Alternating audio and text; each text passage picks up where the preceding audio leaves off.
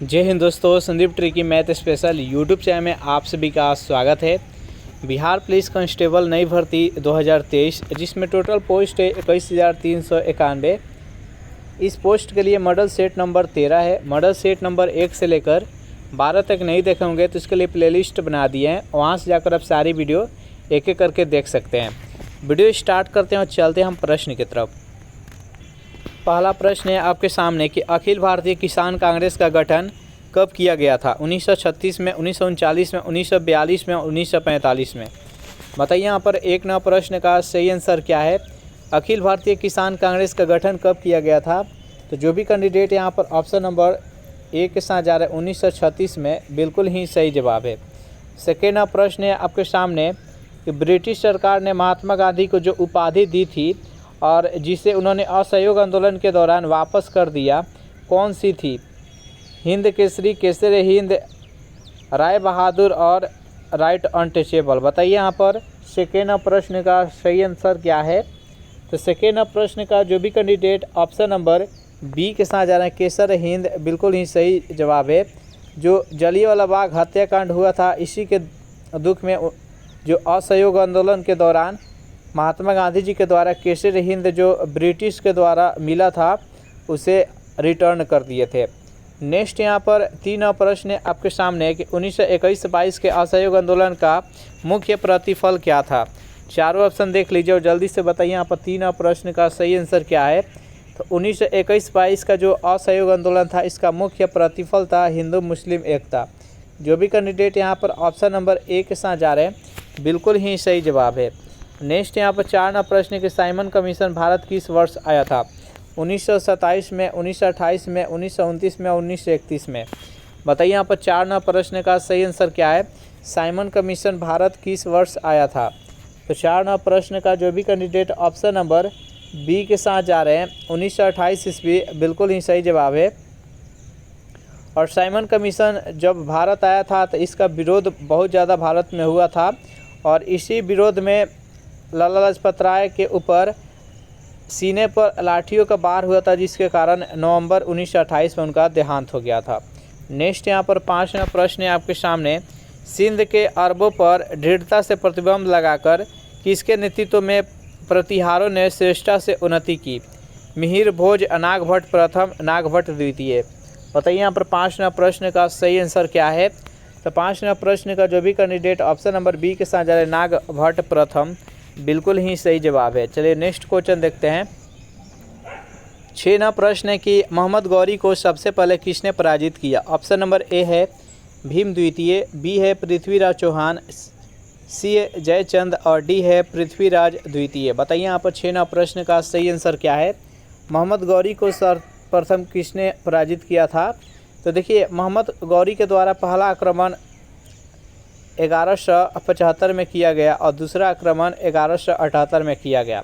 जो 1178 में जो युद्ध लड़ा गया मोहम्मद गौरी के साथ, तो ये मोहम्मद गौरी और भीम द्वितीय के बीच में लड़ा गया था 1178, जो कि राजस्थान में, जिसमें कि भीम द्वितीय का विजय हुआ था और मोहम्मद गौरी का हार हुआ था।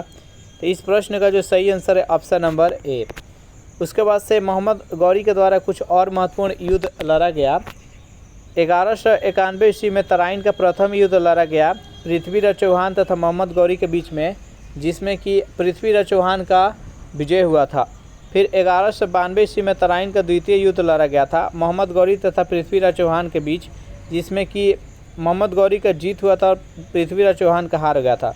फिर 1194 ईस्वी में चंदावर का युद्ध लड़ा गया था जयचंद तथा मोहम्मद गौरी के बीच में, जिसमें कि जयचंद का हार हुआ था और मोहम्मद गौरी का जीत हुआ था। ये प्रश्न पूछा जाता है, इसको याद रखिएगा। नेक्स्ट यहाँ पर 7 नंबर प्रश्न है कि सल्तनत काल में सेना विभाग का अध्यक्ष जिसके पास सैनिकों की भर्ती, रसद पूर्ति, अस्त्र शस्त्र पूर्ति तथा सेना के संचालन की जिम्मेदारी थी, क्या कहलाता था? चारों ऑप्शन देख लीजिए, जल्दी से बताइए यहाँ पर 7 नंबर प्रश्न का सही आंसर क्या है। तो जो भी कैंडिडेट ऑप्शन नंबर ए के साथ जा रहे आरिज ए मुमाली के, बिल्कुल ही सही जवाब है। नेक्स्ट यहाँ पर 8 नंबर प्रश्न है कि हड़प्पा सभ्यता के में भवनों का निर्माण किससे किया गया था? ग्रेनाइट से, जले हुए ईंटों से, संगमरमर से और सैंड स्टोन से। बताइए यहाँ पर 8 नंबर प्रश्न का सही आंसर क्या है। तो हड़प्पा सभ्यता में भवनों का निर्माण किससे किया गया था। तो जले हुए ईंटों से। जो भी कैंडिडेट यहाँ पर ऑप्शन नंबर बी के साथ जा रहे हैं बिल्कुल ही सही जवाब है। नेक्स्ट यहाँ पर 9 नंबर प्रश्न है कि हड़प्पा संस्कृति स्थल से खुदाई में घोड़े की अस्थियाँ प्राप्त हुई। चारों ऑप्शन देख लीजिए और जल्दी से बताइए यहाँ पर 9 नंबर प्रश्न का सही आंसर क्या है। तो जो भी कैंडिडेट ऑप्शन नंबर सी के साथ जा रहे हैं सुरकोटडा बिल्कुल ही सही जवाब है। नेक्स्ट यहाँ पर 10 नंबर प्रश्न है पक्की मिट्टी के बने हल के प्रतिरूप कहाँ से प्राप्त हुआ। बनवाली से, बी है कालीबंगा से। बताइए यहाँ पर 10 नंबर प्रश्न का सही आंसर क्या है। तो जो भी कैंडिडेट ऑप्शन नंबर ए के साथ जा रहे हैं बनवाली बिल्कुल ही सही जवाब है। बनवाली किस राज्य में है। तो ये हरियाणा में है। कालीबंगा है जो कि राजस्थान में है। नेक्स्ट क्वेश्चन देखते हैं। प्रश्न है आपके सामने बहुउद्देशीय नदी घाटी परियोजनाओं को आधुनिक भारत के मंदिर किसने कहा था। डॉक्टर राजेंद्र प्रसाद ने, पंडित जवाहरलाल नेहरू ने, श्रीमती इंदिरा गांधी ने और महात्मा गांधी ने। बताइए यहाँ पर 11 प्रश्न का सही आंसर क्या है। बेहद इंपॉर्टेंट प्रश्न है। बहुउद्देशीय नदी घाटी परियोजनाओं को आधुनिक भारत के मंदिर किसने कहा था। तो जो भी कैंडिडेट यहाँ पर ऑप्शन नंबर बी के साथ जा रहे हैं पंडित जवाहरलाल नेहरू बिल्कुल ही सही जवाब है। इसका right answer option number B. Session आप लोग को अच्छा लग रहा है तो वीडियो को लाइक कर दीजिए, अपने दोस्तों के पास शेयर कर दीजिए और जो भी कैंडिडेट अभी तक इस चैनल को सब्सक्राइब नहीं किए होंगे तो चैनल को जल्दी से सब्सक्राइब भी कर लीजिए।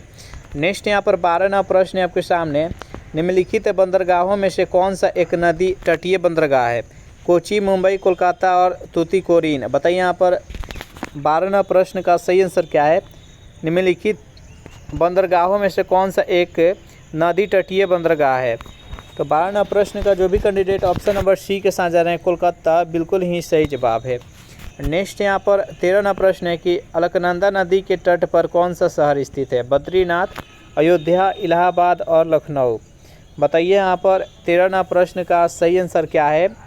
अलकनंदा नदी के तट पर कौन सा शहर स्थित है। तो 13 नंबर प्रश्न का जो भी कैंडिडेट ऑप्शन नंबर ए के साथ जा रहे हैं बद्रीनाथ बिल्कुल ही सही जवाब है। यहाँ पर जो बद्रीनाथ है ये अलकनंदा नदी के तट पर स्थित है। अयोध्या है जो कि यमुना नदी के तट पर स्थित है। लखनऊ है जो कि सरयू नदी के तट पर है और इलाहाबाद है जो कि गंगा और यमुना के संगम पर स्थित है। चलिए नेक्स्ट यहाँ पर 12वां प्रश्न है कि भागीरथी नदी पर कौन सा बांध बनाया गया है। सरदार सरोवर, श्रीशैल, कोयना और टेहरी। बताइए यहाँ पर 14वां प्रश्न का सही आंसर क्या है। भागीरथी नदी पर कौन सी बांध बनाया गया है। तो 14वां प्रश्न का जो भी कैंडिडेट ऑप्शन नंबर डी के साथ जा रहे हैं टेहरी बिल्कुल ही सही जवाब है। नेक्स्ट यहाँ पर 15वां प्रश्न है आपके सामने। बिहार में बहने वाली नदियों में से किसका उद्गम अमरकंटक में है। कोयल, सोन, पुनपुन, कारो। बताइए यहाँ पर 15वां प्रश्न का सही आंसर क्या है। बिहार में बहने वाली नदियों में से किसका उद्गम स्थल अमरकंटक से है। तो 15वां प्रश्न का जो भी कैंडिडेट ऑप्शन नंबर बी के साथ जाना है सोन नदी बिल्कुल ही सही जवाब है। सोन नदी का उद्गम स्थल है जो कि अमरकंटक से। अमरकंटक से 3 नदी निकलती है। एक नर्मदा नदी है जो कि जाकर अरब सागर में गिरती है। दूसरी है महानदी है जो कि बंगाल के खाड़ी में गिरती है और तीसरा यहाँ पर सोन नदी है जो कि गंगा नदी में आकर मिल जाती है। इस प्रश्न का राइट आंसर है ऑप्शन नंबर बी।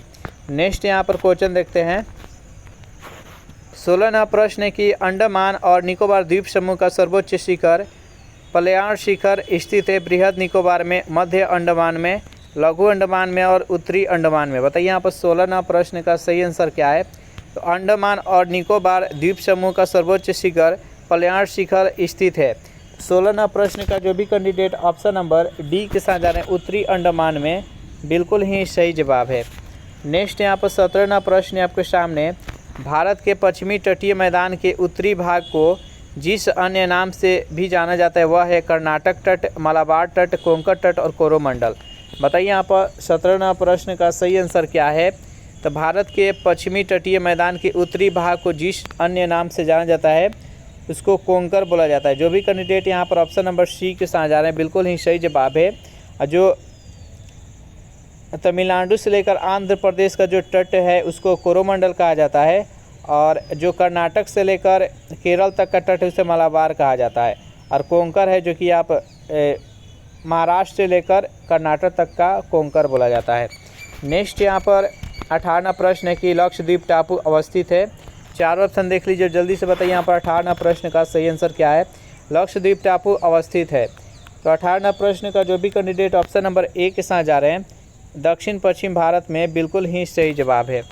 नेक्स्ट यहाँ पर 19वां प्रश्न है कि सर क्रिक विवाद किन दो देशों के मध्य है। चारों ऑप्शन देख लीजिए, जल्दी से बताइए यहाँ पर 19वां प्रश्न का सही आंसर क्या है। सर क्रिक विवाद किन दो देशों के बीच है। 19वां प्रश्न का जो भी कैंडिडेट ऑप्शन नंबर ए के साथ जाना है, भारत और पाकिस्तान के बीच, बिल्कुल ही सही जवाब है। नेक्स्ट यहाँ पर 20वां प्रश्न है कि निम्नलिखित में से कौन सा सुमेलित नहीं है। एक तरफ जनजाति और दूसरे तरफ राज्य है, कौन सा राज्य से कौन सा जनजाति संबंधित है, इसका मिलान करना है। कौन सा सही मिलान नहीं है आपको टिक आउट करना है। तो 20वां प्रश्न का जो भी कैंडिडेट ऑप्शन नंबर सी के साथ है, संथाल छत्तीसगढ़, बिल्कुल ही सही जवाब है। ये इससे संबंधित नहीं है। जैसे बताइए संथाल जो जनजाति है किस राज्य से संबंधित है। इस प्रश्न का राइट आंसर है ऑप्शन नंबर सी। नेक्स्ट यहाँ पर 21वां प्रश्न है कि भारत के राष्ट्रपति पर महाभियोग चलाने के लिए कम से कम कितने दिन पूर्व उन्हें सूचना मिलना चाहिए। 21वां प्रश्न का सही आंसर क्या है, जल्दी से बताइए। तो भारत के राष्ट्रपति पर महाभियोग चलाने के लिए कम से कम 14 दिन पहले उनको सूचना मिलना चाहिए। इसका राइट आंसर है ऑप्शन नंबर बी। महाभियोग राष्ट्रपति पर किस अनुच्छेद के तहत चलाया जाता है, तो अनुच्छेद 61 के तहत। चलिए नेक्स्ट क्वेश्चन देखते हैं। प्रश्न है आपके सामने यहाँ पर 22 नंबर राष्ट्रपति भवन को डिजाइन किया गया था। चारों ऑप्शन देख लीजिए, जल्दी से बताइए यहाँ पर 22वां प्रश्न का सही आंसर क्या है। जो पुराना राष्ट्रपति भवन है, राष्ट्रपति भवन का डिजाइन कौन किए थे। तो 22वां प्रश्न का जो भी कैंडिडेट ऑप्शन नंबर सी के साथ जा रहे हैं, एडविन लुटियंस द्वारा, बिल्कुल ही सही जवाब है। नेक्स्ट यहाँ पर 23वां प्रश्न है कि भारत में स्वतंत्रता के पश्चात प्रथम मंत्रिमंडल का कानून मंत्री कौन था। चारों ऑप्शन देख लीजिए, बताइए यहाँ पर 23वां प्रश्न का सही आंसर क्या है। भारत में स्वतंत्रता के पश्चात प्रथम मंत्रिमंडल का कानून मंत्री कौन था। तो जो भी कैंडिडेट यहाँ पर 23वां प्रश्न का ऑप्शन नंबर डी बता रहे हैं, डॉक्टर भीमराव अम्बेडकर, बिल्कुल ही सही जवाब है। 24वां प्रश्न है कि लोकसभा को कार्यकाल पूरा होने से पहले भंग किया जा सकता है। राष्ट्रपति के स्वविवेक से, प्रधानमंत्री द्वारा स्वविवेक से, लोकसभा अध्यक्ष के स्वविवेक से, और प्रधानमंत्री की सिफारिश पर राष्ट्रपति के द्वारा। बताइए यहाँ पर 24वां प्रश्न का सही आंसर क्या है। तो लोकसभा को कार्यकाल पूरा होने से पहले भंग किया जा सकता है प्रधानमंत्री के सिफारिश पर राष्ट्रपति के द्वारा। जब भी कैंडिडेट यहाँ पर ऑप्शन नंबर डी के साथ जा रहे हैं, बिल्कुल ही सही जवाब है। नेक्स्ट यहाँ पर 25वां प्रश्न है कि राष्ट्रीय ग्रामीण स्वास्थ्य मिशन का शुभारंभ कब हुआ था। चारों ऑप्शन देख लीजिए, जल्दी से बताइए यहाँ पर 25वां प्रश्न का सही आंसर क्या है। राष्ट्रीय ग्रामीण स्वास्थ्य मिशन का शुभारंभ कब हुआ था। तो 25वां प्रश्न का जो भी कैंडिडेट ऑप्शन नंबर डी के साथ जा रहे हैं, 12 अप्रैल 2005, बिल्कुल ही सही जवाब है। नेक्स्ट यहाँ पर 26वां प्रश्न है कि न्यूनतम आवश्यकता कार्यक्रम की संकल्पना निम्न में से किसकी परिभाषी है। चारों ऑप्शन देख लीजिए और जल्दी से बताइए यहाँ पर 26वां प्रश्न का सही आंसर क्या है। ऑप्शन नंबर ए है अंत्योदय दृष्टिकोण, बी है भूख से मुक्ति दृष्टिकोण, सी है मानव में विनियोजन दृष्टिकोण, और डी है अधोसंरचना विकास दृष्टिकोण। बताइए यहाँ पर 26वां प्रश्न का सही आंसर क्या है। तो जो भी कैंडिडेट ऑप्शन नंबर डी के साथ जा रहे हैं, अधोसंरचना विकास दृष्टिकोण, बिल्कुल ही सही जवाब है। चलिए नेक्स्ट क्वेश्चन देखते हैं। 27वां प्रश्न है कि किसी माध्यम में सभी सूक्ष्मजीवों को नष्ट करना क्या कहलाता है। चारों ऑप्शन देख लीजिए, बताइए यहाँ पर 27वां प्रश्न का सही आंसर क्या है। किसी माध्यम में सभी सूक्ष्म जीवों को नष्ट करना क्या कहलाता है। तो जो भी कैंडिडेट यहाँ पर ऑप्शन नंबर बी के साथ जा रहे हैं, स्टेरिलाइजेशन, बिल्कुल ही सही जवाब है। नेक्स्ट यहाँ पर 28वां प्रश्न है कि नर मनुष्य का वृषण जिस झिल्ली से घिरा होता है उसे क्या कहते हैं। चारों ऑप्शन देख लीजिए, जल्दी से बताइए यहाँ पर 28वां प्रश्न का सही आंसर क्या है।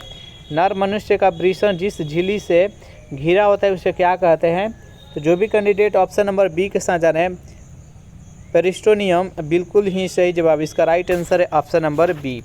नेक्स्ट यहाँ पर 29वां प्रश्न है, भ्रूण में परिसंचरण तंत्र एवं लसिका तंत्र का निर्माण किस स्तर से होता है। चारों ऑप्शन देख लीजिए और बताइए यहाँ पर 29वां प्रश्न का सही आंसर क्या है। भ्रूण में परिसंचरण तंत्र एवं लसिका तंत्र का निर्माण किस स्तर से होता है। तो 29वां प्रश्न का जो भी कैंडिडेट ऑप्शन नंबर बी के साथ जा रहे हैं मीसोडर्म, बिल्कुल ही सही जवाब है। अगर इस सेशन का आपको पीडीएफ चाहिए तो इसके लिए टेलीग्राम ग्रुप बना दिए हैं, जिसका लिंक इसी वीडियो के नीचे डिस्क्रिप्शन में मिल जाएगा। वहां से ज्वाइन करके इसका पीडीएफ डाउनलोड कर सकते हैं। क्वेश्चन नंबर 30 नंबर है कि जैनिको प्रौद्योगिकी है एड्स से बचने की एक रक्षा पद्धति, बी है खाद्य फसलों की प्रजाति को विकसित करने की विधि, अनुवांशिक रोगों की पूर्व सूचना प्राप्त करने की एक तकनीक, और डी है मोतिया बिंदु से बचाव की एक तकनीक। बताइए यहाँ पर 30वां प्रश्न का सही आंसर क्या है। तो जैनिको प्रौद्योगिकी क्या है, तो अनुवांशिक रोगों की पूर्व सूचना प्राप्त करने की एक तकनीक है। तो जो भी कैंडिडेट यहाँ पर ऑप्शन नंबर सी के साथ जा रहे हैं बिल्कुल ही सही जवाब है। नेक्स्ट यहाँ पर 31वां प्रश्न है कि भारतीय सर्वेक्षण विभाग का मुख्यालय कहाँ स्थित है। चंडीगढ़ में, हैदराबाद में, देहरादून में और नई दिल्ली में। बताइए यहाँ पर 31वां प्रश्न का सही आंसर क्या है। भारतीय सर्वेक्षण विभाग का मुख्यालय कहाँ है। तो जो भी कैंडिडेट ऑप्शन नंबर सी के साथ जा रहे हैं देहरादून, बिल्कुल ही सही जवाब है। नेक्स्ट यहाँ पर 32वां प्रश्न के विश्व से चेचक का उन्मूलन घोषित हुआ 1975 में, बी है 1980, सी है 1996 और डी है 2008। बताइए यहाँ पर 32वां प्रश्न का सही आंसर क्या है। तो 1980 इसका राइट आंसर हो जाएगा। नेक्स्ट यहाँ पर 33वां प्रश्न है कि निम्न में से कौन सा जल से हल्का होता है। एल्युमिनियम, सोडियम, मैग्नीशियम और मैंगनीज। बताइए यहाँ पर 33वां प्रश्न का सही आंसर क्या है।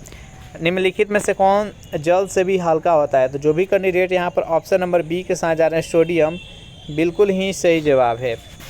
चलिए नेक्स्ट यहाँ पर 34वां प्रश्न है आपके सामने। समुद्री जल को शुद्ध जल में किस प्रक्रिया द्वारा बदला जा सकता है। चारों ऑप्शन देख लीजिए और जल्दी से बताइए यहाँ पर 34वां प्रश्न का सही आंसर क्या है। समुद्री जल को शुद्ध जल में किस प्रक्रिया द्वारा बदला जा सकता है। 34वां प्रश्न का जो भी कैंडिडेट ऑप्शन नंबर डी के साथ जा रहे हैं उत्क्रम परासरण के द्वारा। जो भी कैंडिडेट यहाँ पर डी के साथ जा रहे हैं बिल्कुल ही सही जवाब है।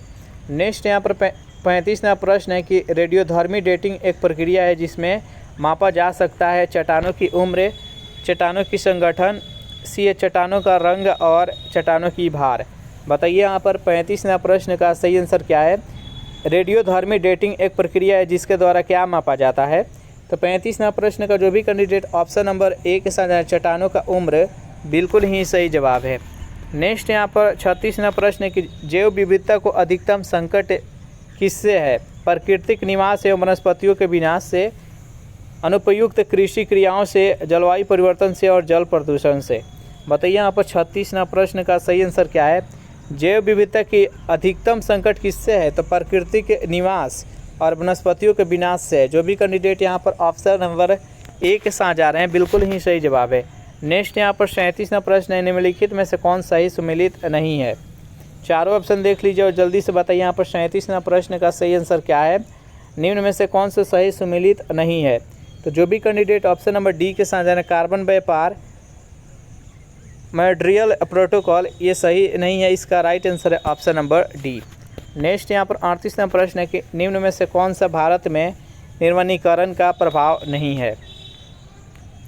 ऑप्शन नंबर ए हिमालय में जल स्रोतों का सूखना, बी है जैव विविधता की हानि, नगरीकरण और मृदा अपरदन। बताइए यहाँ पर 38वां प्रश्न का सही आंसर क्या है। तो जो भी कैंडिडेट ऑप्शन नंबर सी के साथ जा रहे हैं नगरीकरण, बिल्कुल ही सही जवाब है। नेक्स्ट यहाँ पर 39 नंबर कि भारत में निम्नलिखित में से कौन सा अधिनियम वन्य जीवों को संरक्षण प्रदान करता है। वन जीव संरक्षण अधिनियम 1972, वन संरक्षण अधिनियम 1982, पर्यावरण संरक्षण अधिनियम 1996 और पश्चिम बंगाल वन जीव संरक्षण अधिनियम 1959। बताइए यहाँ पर 39वां प्रश्न का सही आंसर क्या है। तो भारत में निम्न में से कौन सा अधिनियम वन जीवों को संरक्षण प्रदान करता है। तो वन जीव संरक्षण अधिनियम 1972। इसका राइट आंसर है ऑप्शन नंबर ए। 40वां प्रश्न आपके सामने निम्नलिखित अभयारण्य में से कौन उल्लेखित संरक्षित प्रजातियों से सम्मिलित नहीं है। जिम कॉर्बेट बाघ, घाना शेर, काजीरंगा गैंडा, पेरियार हाथी। बताइए यहाँ पर 40वां प्रश्न का सही आंसर क्या है। तो जिम कॉर्बेट बाघ से संबंधित है जो कि उत्तराखंड में बिल्कुल सही जवाब है। काजीरंगा एक सींग वाला गेंडा असम है, ये भी सही है। पेरियार हाथी से संबंधित है, केरल, ये भी सही है। लेकिन घाना जो है ये राजस्थान में है और ये पक्षियों से संबंधित है। तो इसका राइट आंसर हो जाएगा ऑप्शन नंबर डी। यहाँ पर शेर दिया गया है जो कि गलत है। शेर गिर जो अभयारण्य है जो कि गुजरात में है वह बब्बर शेर से संबंधित है। इस प्रश्न का राइट आंसर है ऑप्शन नंबर बी। तो इस प्रकार से सेशन यहीं पर समाप्त हो रहा है। सेशन आप लोग को कैसा लगा ज़रूर कमेंट करके बताइएगा। सेशन आप लोग को अच्छा लगा हो तो वीडियो को लाइक कर दीजिए, अपने दोस्तों के पास शेयर कर दीजिए। और जो भी कैंडिडेट अभी तक इस चैनल को सब्सक्राइब नहीं किए होंगे तो फटाफट इस चैनल को भी सब्सक्राइब कर लीजिए। और इस सेशन का आपको PDF चाहिए तो इसके लिए टेलीग्राम ग्रुप बना दिए हैं, जिसका लिंक किसी वीडियो के नीचे डिस्क्रिप्शन में मिल जाएगा। वहाँ से ज्वाइन करके इसका PDF डाउनलोड कर सकते हैं। Thanks for watching this video. मिलते हैं नेक्स्ट वीडियो में।